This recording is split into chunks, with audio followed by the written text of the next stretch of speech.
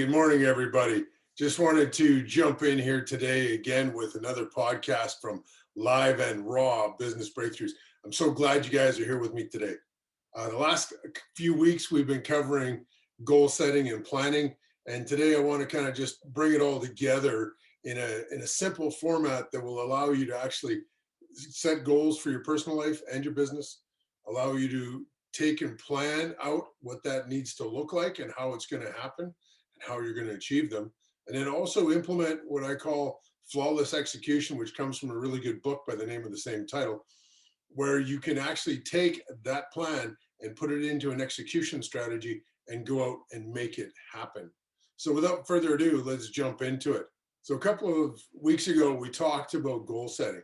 And so one of the big things that we've identified, or at least I've identified in talking with a number of business owners and a number of people, that they do a lot of business planning, or sometimes they do business planning, but very few of them do any actual goal setting for their personal life.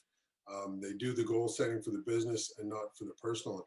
I want to encourage you guys today, and I spoke about this before, but I want to encourage you guys to look at setting goals for your personal life. What kind of lifestyle do you want to have in your business, right? Not your business. What kind of lifestyle do you want to have? Period. Let's look at it that way. What kind of place, where do you want to live? What kind of cars do you want to drive? What kind of time do you want to have doing the fun things with your family, right? The important things. What does that look like? Do you guys want to travel? And so based on all of those things that you would like to have, I kind of encourage you to set 3 goals. A lofty goal, like your moonshot, is, if everything went good and we could do anything we want, this is the lifestyle we want to have. Then one that's kind of a step down from that, saying, if everything went great but not perfect, this is where we'd end up being. And if we could have everything we needed and a few things that we want, this is what it would look like. And the reason why I'm talking about those 3 different goals is there's a dollar value that you need to attach to all of that, because we live in this wonderful world of a monetary system. And the issue is most people don't talk about money, right? We don't talk about how much we make. We don't talk about what we do with our money. We don't talk about paying the bills. We don't talk about living on a budget. We don't talk about any of that stuff. And so I'm going to encourage you to do is have those conversations about money with your family. Ask them, what would we like to do? And then put a dollar sign on how much is it going to all cost to do that. And then what we're going to do is the next step is to now that we know what your lifestyle wants to be like, the low, the middle, and the high, let's talk about how your business will help you achieve that lifestyle instead of the other way around. Right? So let's start setting some goals for your business. And I like using a rule of thumb of 50% gross profit margin for all the contractors that I work with. That way they make sure that they cover themselves and pay themselves enough. So let's say, for example, you're earning $1 million, right? And you'd like to have that $1 million lifestyle. Well, for you as a contractor to have that $1 million lifestyle, you'd almost have to make $2 million or more, 2.5 million, so that you've got enough profit that you can live on and give yourself that lifestyle. So most business owners don't think of it that way. So let's take it a step back. So you want to have a $500,000 a year lifestyle or a $200,000 a year lifestyle.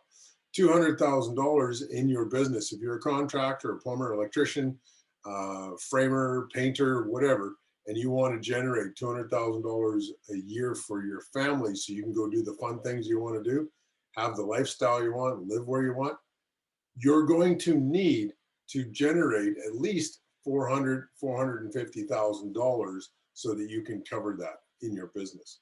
Does that make sense? Right? So let me share with you just a really good tool that I've helped create and develop over the years.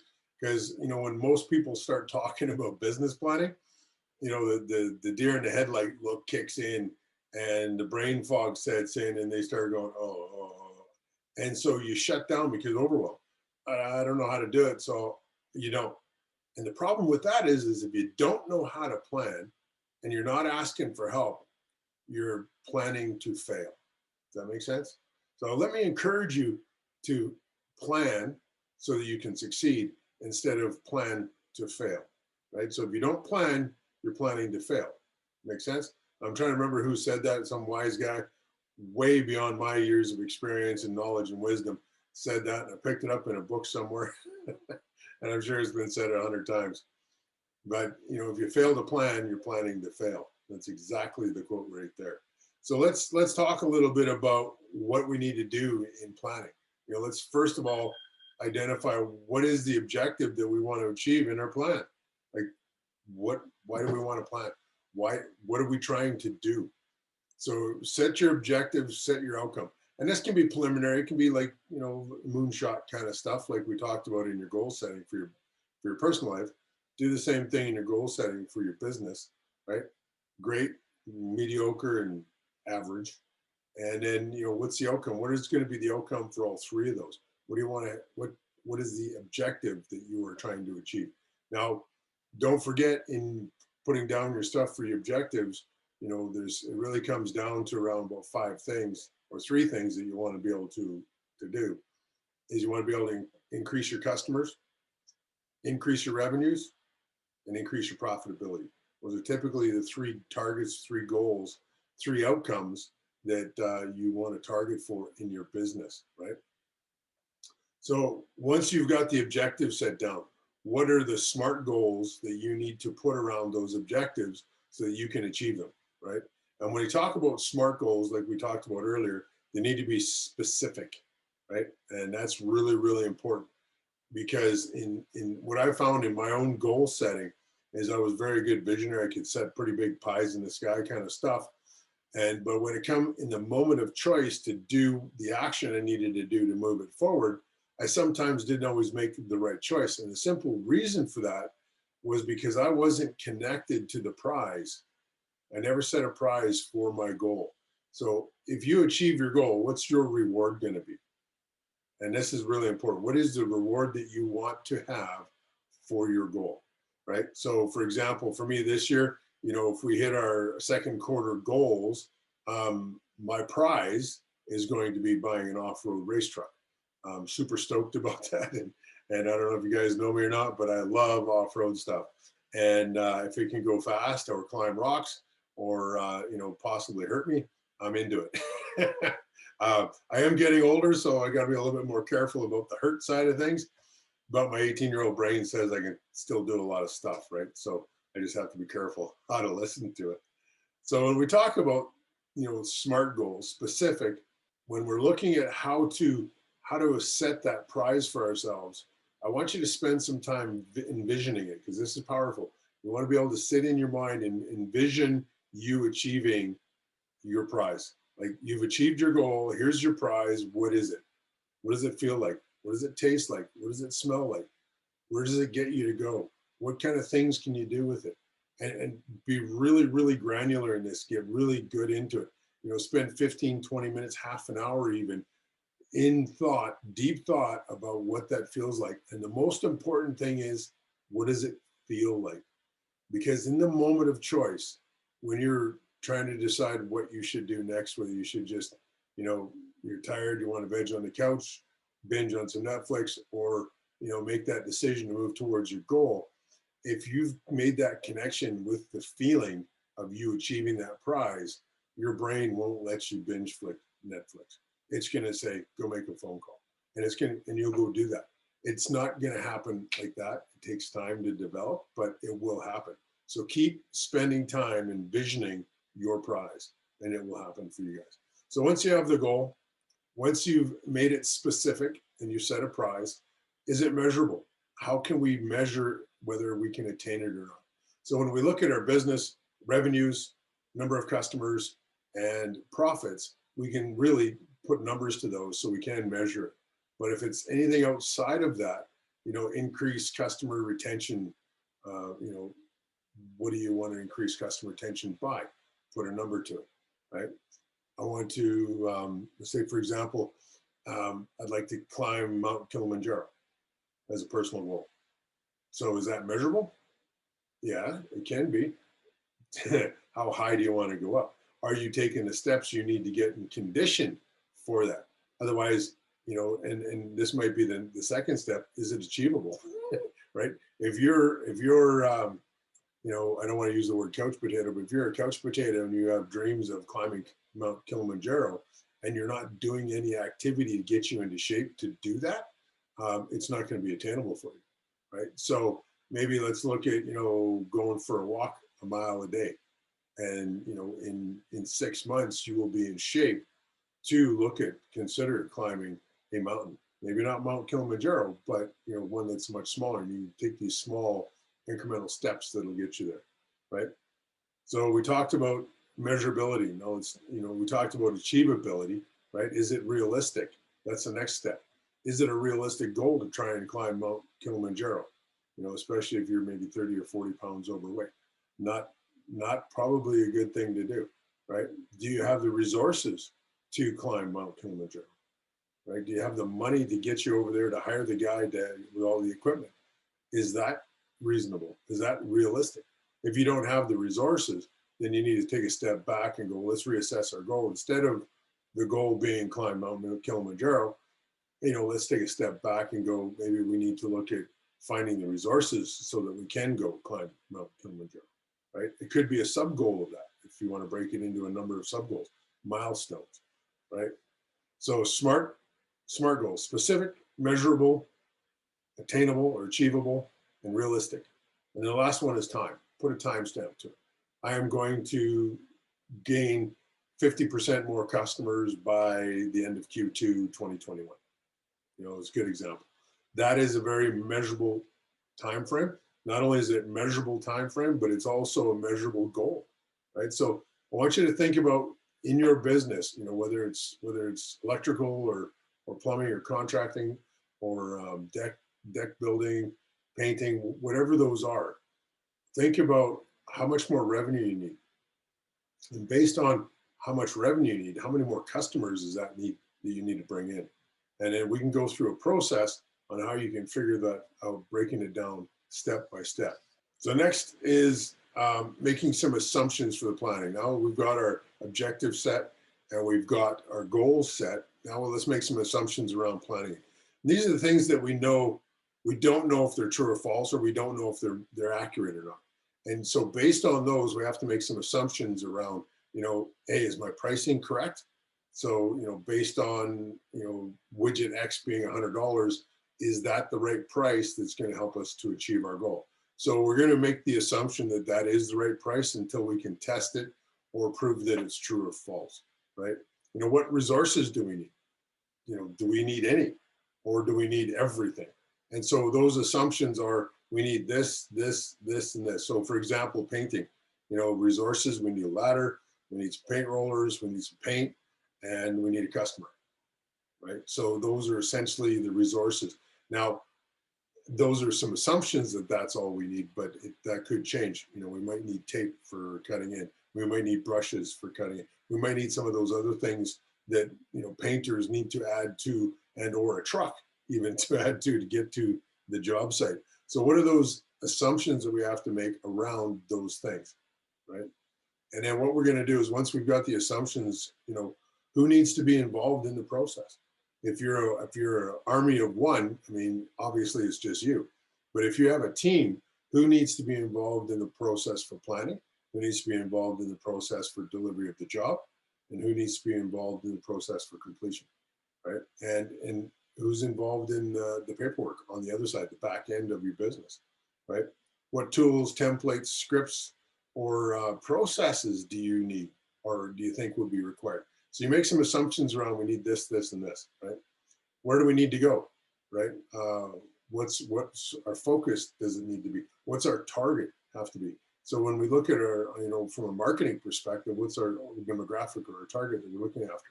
And we have to make some of those assumptions, right? When do we need to have this done by? The assumption is, if we go back to my Mount Kilimanjaro example, we're going to climb Mount Kilimanjaro by June 31st, 2021, and I'm 50 pounds overweight. It's probably not going to happen. First of all, not because I don't want to, but because for me to be able to lose the weight and be in condition and trained enough to climb Mount Kilimanjaro, not possible. Can I be in 6 months trained and ready to climb a smaller mountain? Possibly, right? So we have to look at those incremental steps. So, these are what we call milestones, and we'll get to that in a minute. Once we've got those pieces done, right? Who needs to be involved? What tools do we need to have? Where do we need to go? What do we need to have this done by? Once we have those assumptions in place, now we can start putting in numbers into our budgeting. I also have a template. If you guys want to DM me later, I'll send you a spreadsheet template on cash flow creation. So cash flow forecasting. And it's really just a simple, put the numbers in, change some formulas for your pricing, and it will start to populate out, what your cash flow forecast could look like over the next 12 months if you do certain things and you achieve certain milestones. And it makes it relatively easy using that cash flow projection to help you figure out whether your goals are achievable or attainable or they're not big enough, right?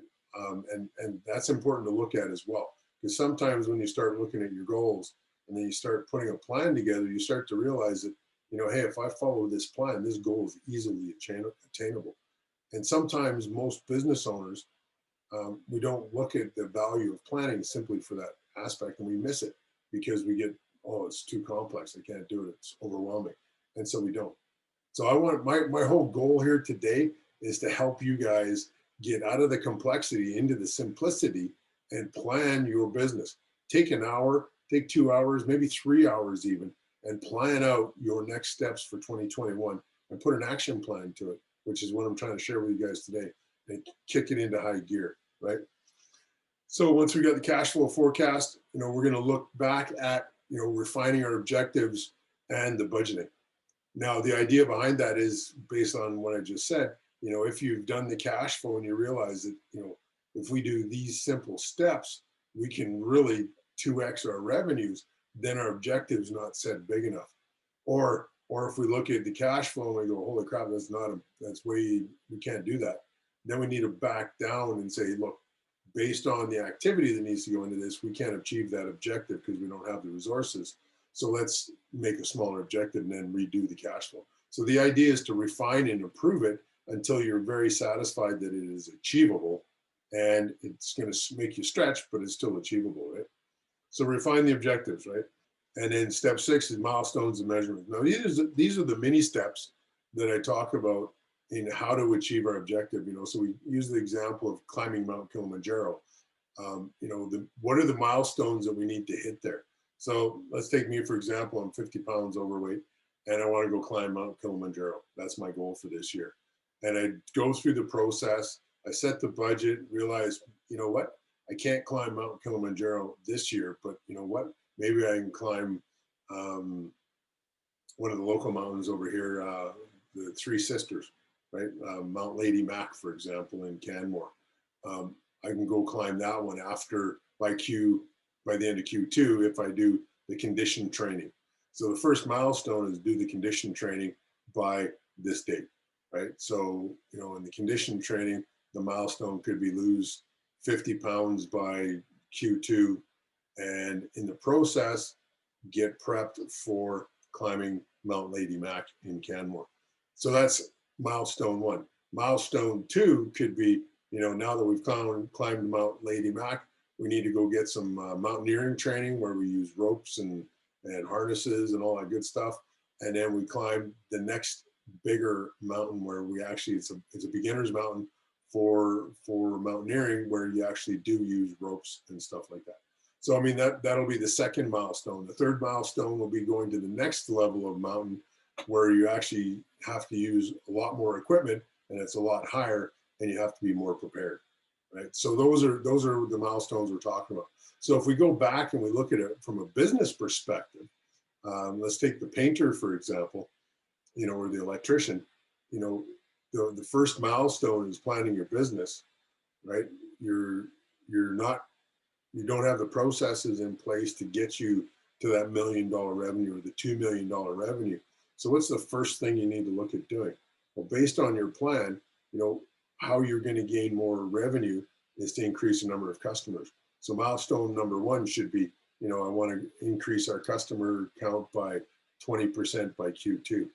And then there's going to be a bunch of little mini pieces in there, how you're going to do that. And that comes down to your marketing and your sales plan. But those will be sub milestones, if you will.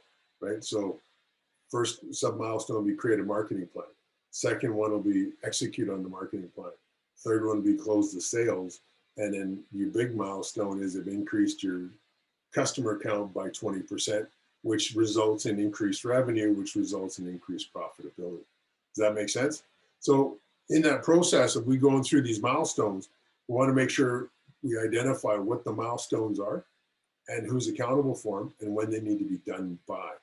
So for example, if you're an army of one, whatever milestone it is, you're the one that's accountable for it. You just have to write the milestone, put a date to it. So if you're not an army of one, if you have some staff with you, you want to include them in this process and identify what these milestones are and who's going to be accountable for them, and then when the date's going to be done by. And the reason why you want to figure out who's accountable for them is because they're going to be the ones responsible for building their mini plan to achieve that milestone, right? So let's say, for example, you've got a sales manager and his goal is to increase sales by 10%. And he's totally responsible for the outbound and the inbound sales calls. Now, he's got to build a sales plan or a marketing plan and or a small business plan around, which is exactly what I'm sharing with you guys here, around how he's going to achieve that specific to his accountability area. As the business owner, you've got multiple accountability areas that you have to do.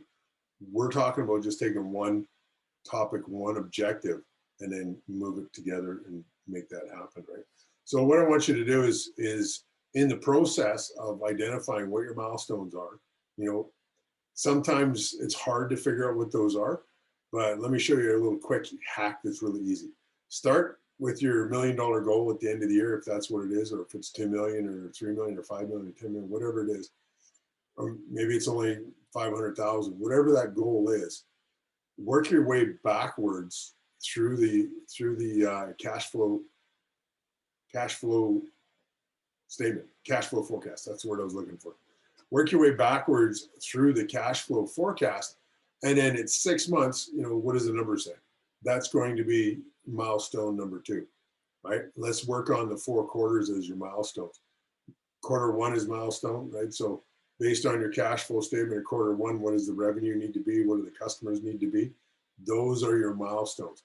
What activities have to happen to be able to increase your customer count or your profitability in those areas, right? And do the same thing for milestone 2, milestone 3, milestone 4. Then underneath each one of those milestones, when you go to do that plan for that milestone, you can break it down into smaller subgroups of smaller milestones. Well, for us to be able to create the revenue that we're looking for in Q1, we need to develop our marketing plan. And we need to develop a sales plan. We need to develop a social media plan, right? So those will break down into smaller pieces. You can get very complicated with this. I want you to keep it high level, keep it simple so that you can at least get into the planning process and start to figure it out. If you guys need help with any of this, feel free to reach out. I'll be more than willing to help you out because as I said before, and I say often, my goal is to create world abundance through business success. And if I can't help you grow your business, I'm not doing you a service. So let me help you grow your business, right? So that's step number 6, milestones and measurement, right? Being able to figure out what you need to do and how you do it. Now, those first 6 steps are basics of your strategy plan. Or, if you want to call it a business plan, you can call it your business plan. The idea being is it's a simple working document that you look at daily or weekly to help you keep you on track with your business. Now, the stuff I really wanted to talk to you about today, right, that was just reviewed. So today we're going to talk about step 7, which is what I call flawless execution, which is the term I borrowed from the book, Flawless Execution, by the same title. It's a really great book. Don't have it here with me, but I will put in the comments who the author is, and you guys can go read that book. But essentially it's a 5-step process where you plan, you brief, you execute, you debrief, you replan, you do it all again. I've thrown one more piece into it, and I'll just kind of go through it here with you guys right now. So in your planning, your planning is high level. It's just you or your executive team figuring out what is the objective, what do we want to achieve. And because we've gone through the first part of the planning process, all it is like copy and paste into here, right? Plan who's going to do it. Okay, so now that we've done all those pieces, we've identified some of the resources we need, who's going to be involved, right? And then get really detailed as to be out of all those people that are involved, who's going to do what, right? How are they going to do it? And who is going to do what and when? And the last piece to that planning stage for your flawless execution model is what are the resources that we need to get it done? So, we go back to the painter or the Kilimanjaro. The painter, he's going to need a truck. He's going to need supplies. He's going to need tools and equipment. And the same thing with if you're going to climb Mount Kilimanjaro, you're going to need guides. You're going to need mountain climbing equipment. You're going to need overnight equipment. You're going to need food, and all that other good stuff that goes with it. You're going to need a tent. So, I mean, there's a lot to go into the planning. And if you try to climb Mount Kilimanjaro without a plan, or if you go to paint a house without a plan, you are going to get yourself into a world of hurt. It's going to end up costing you more, either time or money, or both, or it's going to end up being a disaster, which is in the end run going to cost you more time and more money, right? So once you've got the plan done, now you're going to take that plan that you've compiled from the previous business plan, and you're going to brief it to the team that's going to be involved.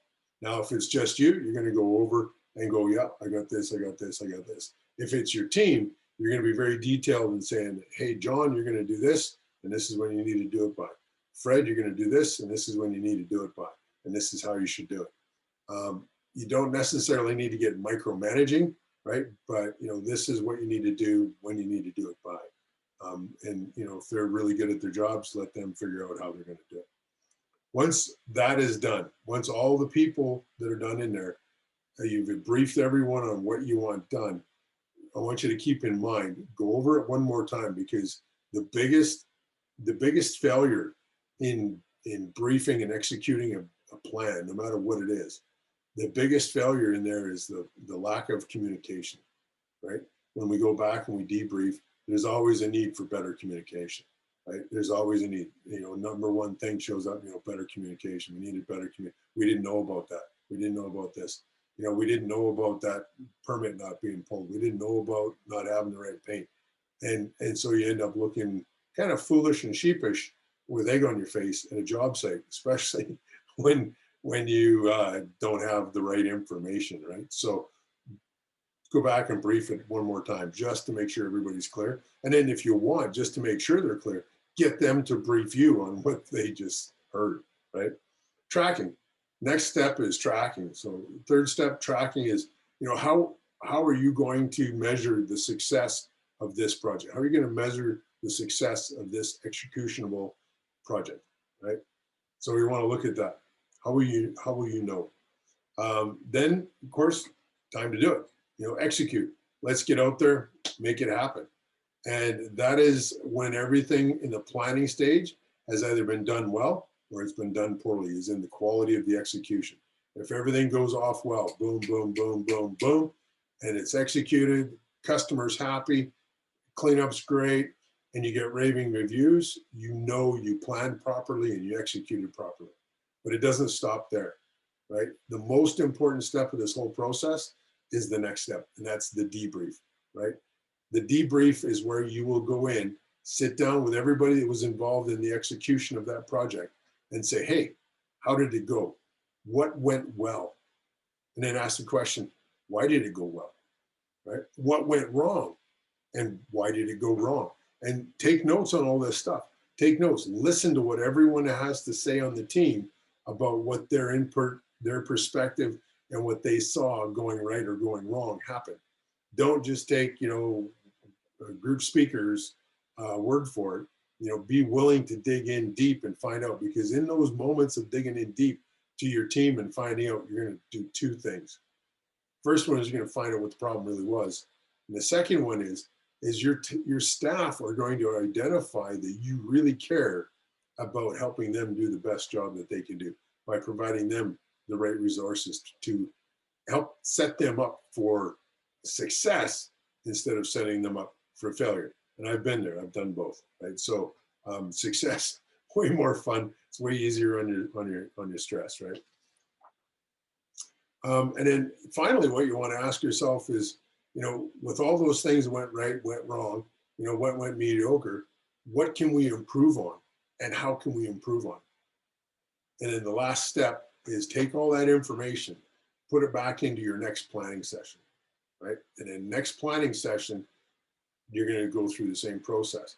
You're going to incorporate these new learnings, these lessons learned from this past job. You're going to put them into the new plan, and then you're going to brief the new plan. You're going to go execute the new plan, and then you're going to debrief, apply any new learnings, new lessons to the new plan, and then just keep doing that process over and over and over again. And it sounds like it's kind of a waste of time, but it's not. It becomes the most important tool that you guys will ever implement into your business to help you guys improve your business. And it will actually help you guys grow exponentially. You'll start getting to a point in your business where you don't have the wheels falling off, where everything is running like a Swiss watch, because you're always looking at different ways to improve your business by using this simple process, right? So if you guys have, that's it. So if you guys have any questions around my version of planning, execution, and improvement, by all means, reach out to me, make some comments down below. I'll get back to you as quick as possible. If you want some copies of the tools, this planning tool, the cash flow projection tool, and anything else, feel free to DM me and I'll send you a copy of it. Also, if you guys want more resources, go to my website at businessimpact.ca/products. And there you'll find a whole bunch of videos on what you guys can do to grow your business, right? And if you want, feel free to reach out and book a time. You can go to my website, businessimpact.ca/contact, reach out and connect.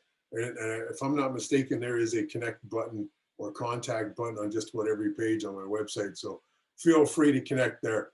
And you know what? Until next time, take this information, apply it to your business, and you're going to succeed in some way, shape, or form. It might not happen overnight. Business is not get rich quick. And, I don't care what anybody says. Business is about consistency, persistency, and commitment. And if you're the kind of business owner that has that consistency, has that dedication, that commitment to growing your business, you will be successful if you have the right tools. So until next time, you guys, it's been a pleasure. I love sharing this with you. If you have any comments of some other stuff you'd like to see here or have me share, feel free to reach out. I'll also be doing another podcast interview next week. So look forward to that as well.